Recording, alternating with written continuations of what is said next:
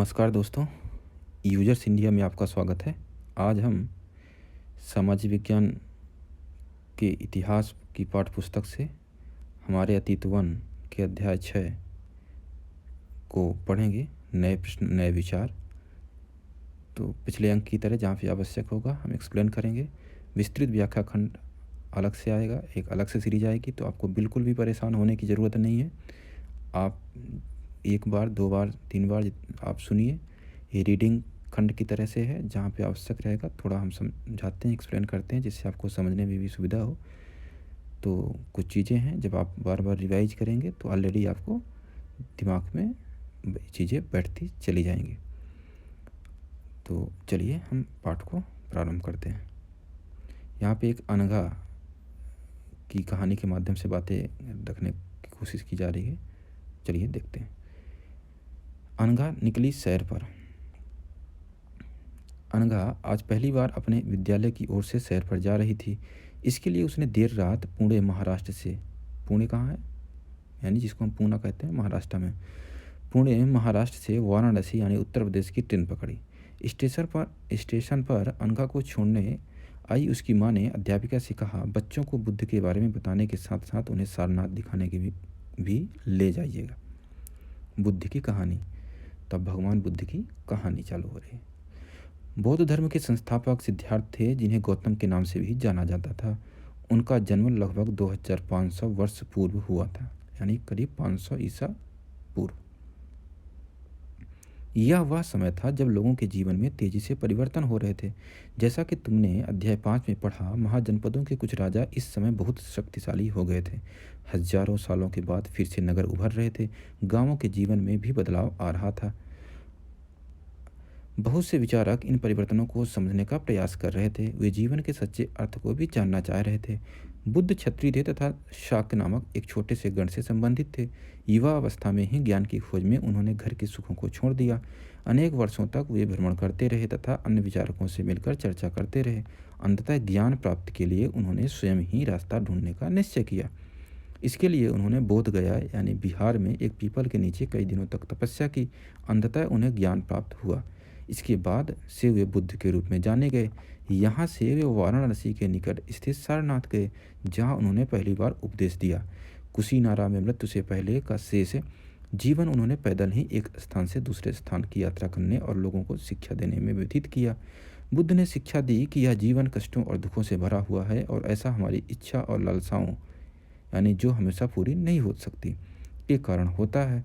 कभी कभी हम जो चाहते हैं वह प्राप्त कर लेने के बाद भी संतुष्ट नहीं होते हैं एवं और अधिक वस्तुओं को पाने की इच्छा करने लगते हैं। बुद्ध ने इस लिप्सा को तृष्णा यानी तैहा कहा है, यानी प्यास कहा है। बुद्ध ने शिक्षा दी कि आत्म संयम अपनाकर हम ऐसी लालसा से मुक्ति पा सकते हैं। लालसा यानी लालच होता है। सारनाथ स्तूप, इस इमारत को स्तूप के नाम से जाना जाता है। यहीं पर बुद्ध ने अपना सर्वप्रथम उपदेश दिया था। इसी घटना की स्मृति में यहाँ स्तूप का निर्माण किया गया। अध्याय 11 में तुम इन स्तूपों के बारे में और अधिक पढ़ोगे। ये सारनाथ में जो स्तूप बनाया गया है, वहाँ उन्होंने लोगों को दयालु होने तथा मनुष्यों के साथ साथ जानवरों के जीवन का भी आदर करने की शिक्षा दी। वे मानते थे कि हमारे कर्मों के परिणाम, चाहे वे अच्छे हों या बुरे, हमारे वर्तमान जीवन के साथ साथ बाद के जीवन को भी प्रभावित करते हैं। बुद्ध ने अपनी शिक्षा सामान्य लोगों की प्राकृत भाषा में दी, इससे सामान्य लोग भी उनके संदेश को समझ सकें। वेदों की रचना के लिए किस भाषा का प्रयोग हुआ था? अब बताइए।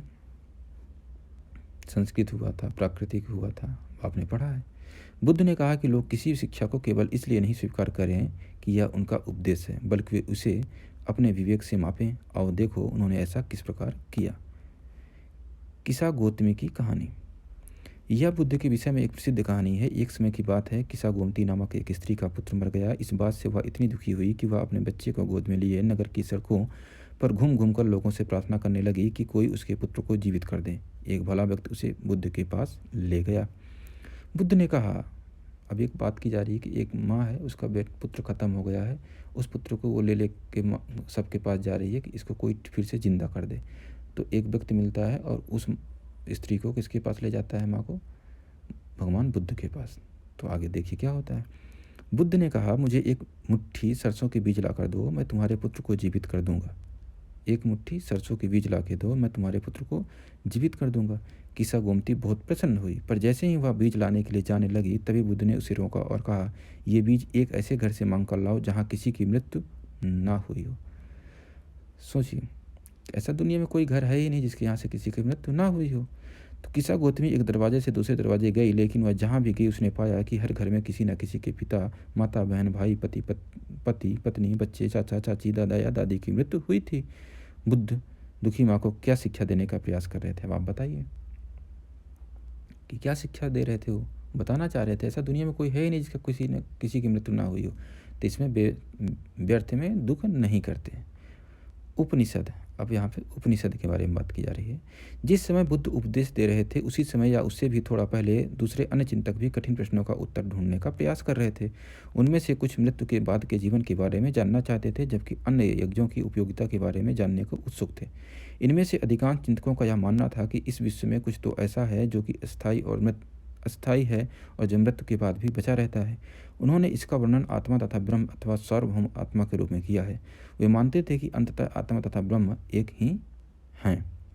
भारतीय दर्शन की 6 पद्धति, यानी जिसे हम षठ दर्शन या खट दर्शन कहते हैं। सदियों से भारत द्वारा सत्य की बौद्धिक खोज का प्रतिनिधित्व दर्शन की 6 शाखाओं से ने किया। ये वैशेषिक न्याय, सांख्य, योग, पूर्व मीमांसा और वेदांत या उत्तर मीमांसा के नाम से जाने जाते हैं। क्या है खट दर्शन? वैशेषिक न्याय, सांख्य, योग, पूर्व मीमांसा और वेदांत यानी उत्तर मीमांसा के नाम से जाने जाते हैं।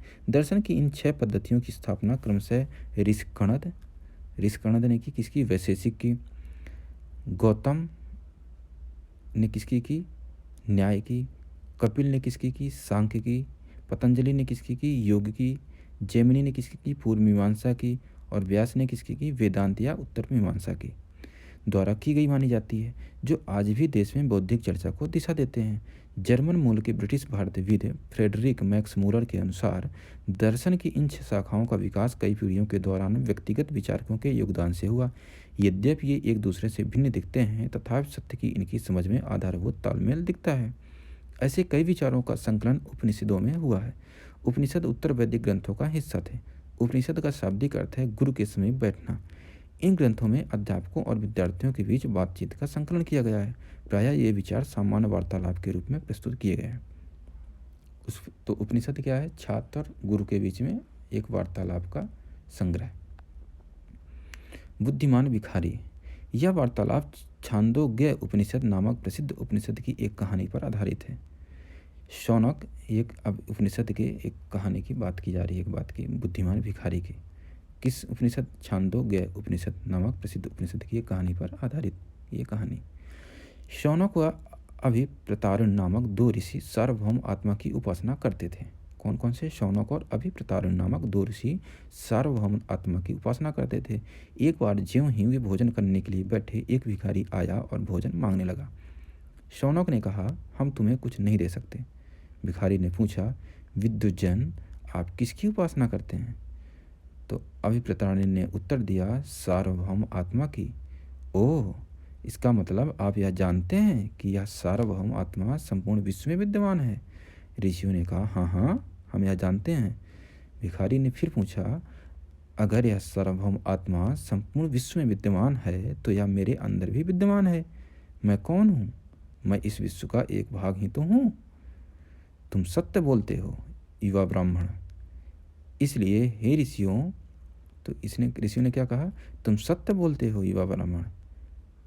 तो वो क्या बोलते हैं भिखारी ब्राह्मण? इसलिए हे ऋषियों, मुझे भोजन न देकर आप उस सार्वभौम आत्मा को भोजन देने से मना कर रहे हैं। भिखारी की बात की सच्चाई जानकर ऋषियों ने उसे क्या किया? भोजन दे दिया। अब आपसे एक सवाल किया जा रहा है कि भिखारी ने भोजन पाने के लिए ऋषियों को किस तरह मनाया? तो ऋषि क्या थे? सार्वभौम आत्मा की तपस्या कर रहे थे, उसकी उपासना। सार्वभौम आत्मा यानी हर जगह आत्मा विद्यमान है, हर व्यक्ति में आत्मा। और एक भिखारी आता है, वो भोजन मांगता है, वो मना कर देते हैं। तो भिखारी उनको उन्हीं जो वो कार्य कर रहे थे ऋषि, उन्हीं में उनको एक तरीके से उनको अनुत्तरित करके अपने सवालों से और भिक्षा उसको प्राप्त होती है। फिर इन चर्चाओं में भाग लेने वाले अधिकांशतः पुरुष ब्राह्मण तथा राजा होते थे। कभी कभी गार्गी जैसी स्त्री विचारकों का भी उल्लेख मिलता है। विद्वता के लिए प्रसिद्ध गार्गी राज दरबारों में होने वाले वाद विवाद में भाग लिया करती थी। निर्धन व्यक्ति इस तरह के वाद विवाद में बहुत कम ही हिस्सा लेते थे। इस तरह का एक प्रसिद्ध अपवाद सत्यकाम जाबाल का है। सत्यकाम जाबाल नाम का उसकी दासी माँ के नाम पर पड़ा। इसके नाम पर उसकी दासी माँ के नाम पर। कौन? सत्यकाम जाबाल का नाम। सत्यकाम के नाम में सत्य जानने की तीव्र जिज्ञासा उत्पन्न हुई। गौतम नामक एक ब्राह्मण ने उन्हें अपने विद्यार्थी के रूप में स्वीकार किया तथा वह अपने समय के सर्वाधिक प्रसिद्ध विचारकों में से एक बन गए। उपनिषदों के कई विचारों का विकास बाद में प्रसिद्ध विचारक शंकराचार्य के द्वारा किया गया, जिनके बारे में तुम कक्षा 7 में पढ़ोगी। व्याकरणविद यानी पाणिनि। व्याकरणविद पाणिनि, तो पाणिनि ने व्याकरण की रचना की, उसके बारे में बात की जा रही है। इस युग में कुछ अन्य विद्वान भी खोज रहे थे। उन्हीं प्रसिद्ध विद्वानों में एक पाणिनि ने संस्कृत भाषा के व्याकरण की रचना की। उन्होंने स्वरों तथा व्यंजनों को एक विशेष क्रम में रखकर उनके आधार पर सूत्रों की रचना की। ये सूत्र बीज गणित के सूत्रों से काफ़ी मिलते जुलते हैं। इसका प्रयोग कर उन्होंने संस्कृत भाषा के प्रयोगों के नियम लघु सूत्रों लगभग 3000 वर्ष पहले के रूप में लिखे। लघु सूत्र यानी लगभग 3000 सूत्रों के रूप में लिखे। ये वर्ष यहाँ पे नहीं है। जैन धर्म, आगे हम बात कर रहे हैं जैन धर्म की। इसी युग में अर्थात लगभग 2500 वर्ष पूर्व जैन धर्म के 24वें तथा अंतिम तीर्थंकर वर्धमान महावीर ने भी अपने विचारों का प्रसार किया। वह वज्र संघ के लिच्छवी कुल के एक क्षत्रिय राजकुमार थे। इस संघ के विषय में तुमने अध्याय 5 में पढ़ा है। किसके बारे में?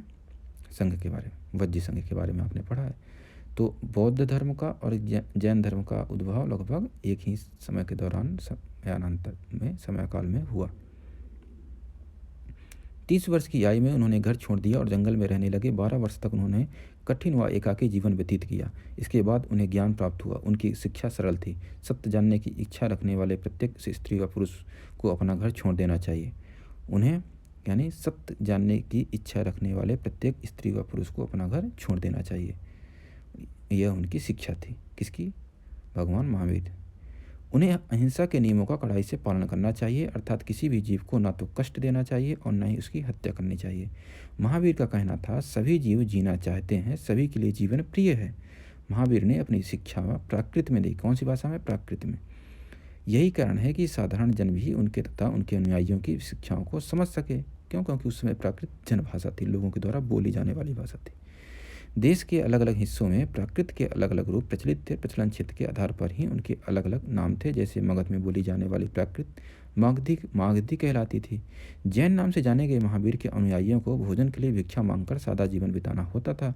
उन्हें पूरी तरह से ईमानदार होना पड़ता था तथा चोरी न करने की उन्हें सख्त हिदायत थी। उन्हें ब्रह्मचर्य का पालन करना होता था। पुरुषों को वस्त्र सहित सब कुछ त्याग देना पड़ता था। अधिकांश व्यक्तियों के लिए ऐसे कड़े नियमों का पालन करना बहुत कठिन था। फिर भी हजारों व्यक्तियों ने इस नई जीवन शैली को जानने और सीखने के लिए अपने घरों को छोड़ दिया। कई अपने घरों पर ही रहे और भिक्षुणी बने लोगों को भोजन प्रदान कर उनकी सहायता करते रहे। मुख्यतः व्यापारियों ने जैन धर्म का समर्थन किया। किसानों के लिए इन नियमों का पालन अत्यंत कठिन था, क्योंकि फसल की रक्षा के लिए उन्हें कीड़े मकोड़ों को मारना पड़ता था। बाद की सदियों में जैन धर्म उत्तर भारत के कई हिस्सों के साथ साथ गुजरात, तमिलनाडु और कर्नाटक में भी फैल गया। महावीर तथा उनके अनुयायियों की भिक्षाएं शताब्दियों तक मौखिक रूप में ही रहीं। वर्तमान रूप में उपलब्ध जैन धर्म की शिक्षाएं लगभग 1500 वर्ष पूर्व गुजरात में वल्लभी नामक स्थान पर लिखी गई थी। जैन शब्द जिन शब्दों से निकला है, जिसका अर्थ है विजेता। जैन शब्द किसने निकला है? जिन शब्द से, जिसका अर्थ क्या है? विजेता। महावीर के लिए जिन शब्द का प्रयोग क्यों हुआ? आप समझिए, उत्तर दीजिए।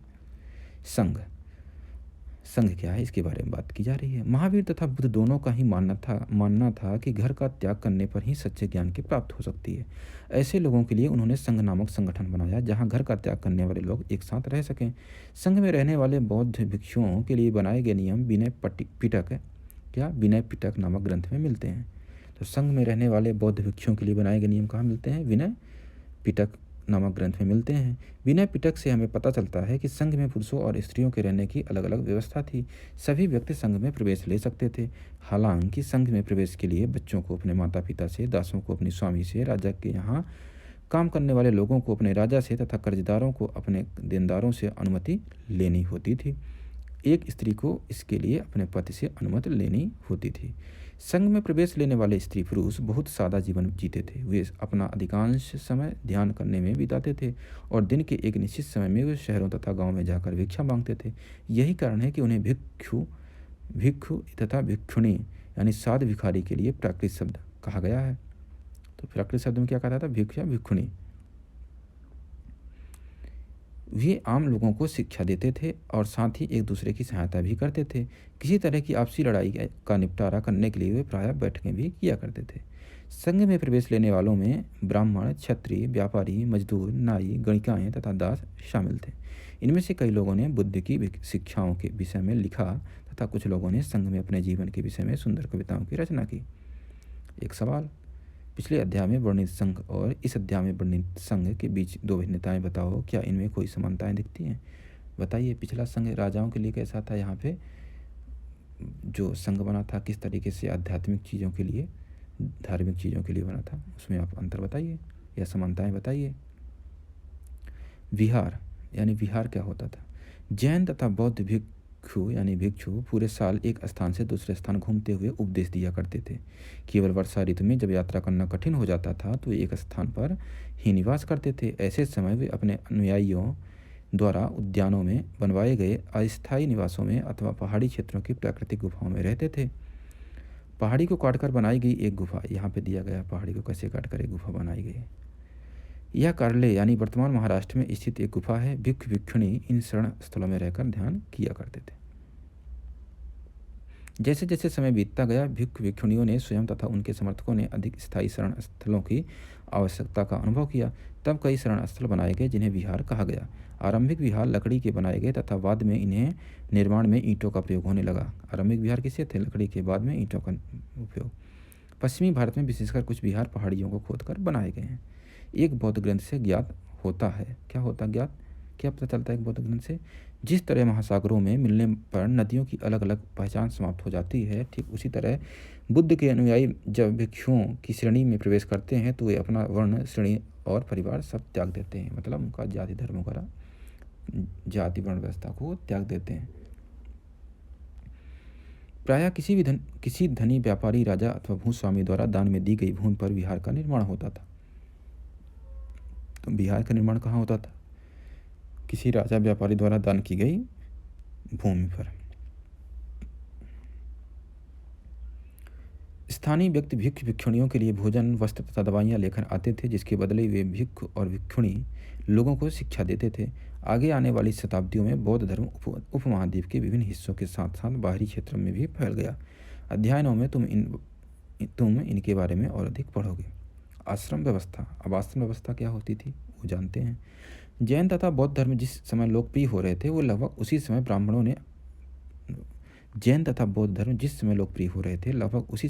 ने आश्रम व्यवस्था का विकास किया। यहाँ आश्रम शब्द का तात्पर्य लोगों द्वारा रहने तथा ध्यान करने के लिए प्रयोग में आने वाले स्थान से नहीं है, बल्कि इसका तात्पर्य जीवन के एक चरण से है। ब्रह्मचर्य, गृहस्थ, वानप्रस्थ तथा संन्यास नामक 4 आश्रमों की व्यवस्था की गई। ब्रह्मचर्य के अंतर्गत ब्राह्मण, क्षत्रिय तथा वैश्य से यह अपेक्षा की जाती थी कि इस चरण के दौरान वे सादा जीवन बिताकर वेदों का अध्ययन करेंगे। गृहस्थ आश्रम के अंतर्गत उन्हें विवाह कर एक गृहस्थ के रूप में रहना होता था। वानप्रस्थ के अंतर्गत उन्हें जंगल में रहकर साधना करनी होती थी। अंततः उन्हें सब कुछ त्याग कर सन्यासी बन जाना था। आश्रम व्यवस्था ने लोगों को अपने जीवन का कुछ हिस्सा ध्यान में लगाने पर बल दिया। प्रायः स्त्रियों को वेद पढ़ने की अनुमति नहीं थी और उन्हें अपने पतियों द्वारा पालन किए जाने वाले आश्रमों का ही अनुसरण करना होता था। अब यहाँ पे एक सवाल है कि संघ के जीवन से आश्रमों की यह व्यवस्था किस तरह भिन्न थी। यहाँ किन वर्णों का उल्लेख हुआ है? क्या सभी 4 वर्णों को यह आश्रम व्यवस्था अपनाने की अनुमति थी? अभी आपने पढ़ा है, उत्तर देने की कोशिश करिए। अन्यत्र एटलस में ईरान ढूंढो। तो अब आपको एक कार्य करने को बोला जा रहा है कि एटलस में यानी मानचित्र में ईरान ढूंढो। जरथुस्त्र एक ईरानी पैगंबर थे। कौन? जरथुस्त्र कौन थे? एक ईरानी पैगंबर थे। उनकी शिक्षाओं का संकलन जिंद अवेस्ता नामक ग्रंथ में मिलता है। जिंद अवेस्ता की भाषा तथा इनमें वर्णित रीति रिवाज वेदों की भाषा और रीति रिवाजों से काफ़ी मिलते हैं। जरथुस्त्र की मूल शिक्षा का सूत्र है सद्विचार, सद्वचन तथा सद्कार्य। हे ईश्वर, बल, सत्य, प्रधानता एवं सद्विचार प्रदान कीजिए, जिनके जरिए हम शांति बना सकें। 1000 से अधिक वर्षों तक ज़रथुस्त्रवाद ईरान का एक प्रमुख धर्म रहा। बाद में कुछ ज़रथुस्त्रवादी ईरान से आकर गुजरात और महाराष्ट्र के तटीय नगरों में बस गए। वे लोग ही आज के पारसियों के पूर्वज हैं। पारसियों के पूर्वज कौन है? ज़रथुस्त्र। कल्पना करो, आपको एक मानसिक कार्य सोचने के लिए दिया जा रहा है। तुम लगभग 2500 वर्ष पूर्व के एक उपदेशक को सुनने जाना चाहती हो। वहाँ जाने की अनुमति लेने के लिए तुम अपने माता पिता को कैसे सहमत करोगी? इसका वर्णन करो। करिए। ये प्रयोग, अगले कुछ उपयोगी शब्द हैं। तहिहा मतलब तृष्णा यानी प्यास, भूख। प्राकृत, आत्मा। प्राकृत क्या है? भाषा, आत्मा, ब्रह्म, उपनिषद, जैन, अहिंसा, भिक्षु यानी भिखारी, संघ, विहार, आश्रम। कुछ महत्वपूर्ण तिथियां हैं कि उपनिषदों के विचारक जैन महावीर तथा बुद्ध लगभग 2500 वर्ष पूर्व के हैं, यानी करीब 500 ईसा वर्ष पूर्व। जैन ग्रंथों का लेखन लगभग 1500 वर्ष ईसा पूर्व हुआ। माफ़ करिए, 1500 वर्ष पूर्व हुआ। तो आगे याद करने कुछ बातें की जा रही हैं, आपको प्रश्नों को उत्तर देने हैं सही तरीके से। कुछ चर्चा करने के लिए सवाल हैं, तो आप इसे करिए। इसी के साथ यह अंक समाप्त होता है। वीडियो को अधिक से अधिक लोगों तक पहुंचाने में हमारी मदद करिए। शेयर करिए, लाइक करिए, कमेंट करिए। कोई सवाल है आप कमेंट के माध्यम से पूछिए या ईमेल में अपनी आप बात भेज सकते हैं usersindia01@gmail.com। अगले अंक में हम आपसे फिर मुलाकात करेंगे। अभी के लिए इतना ही। आपका बहुत बहुत धन्यवाद।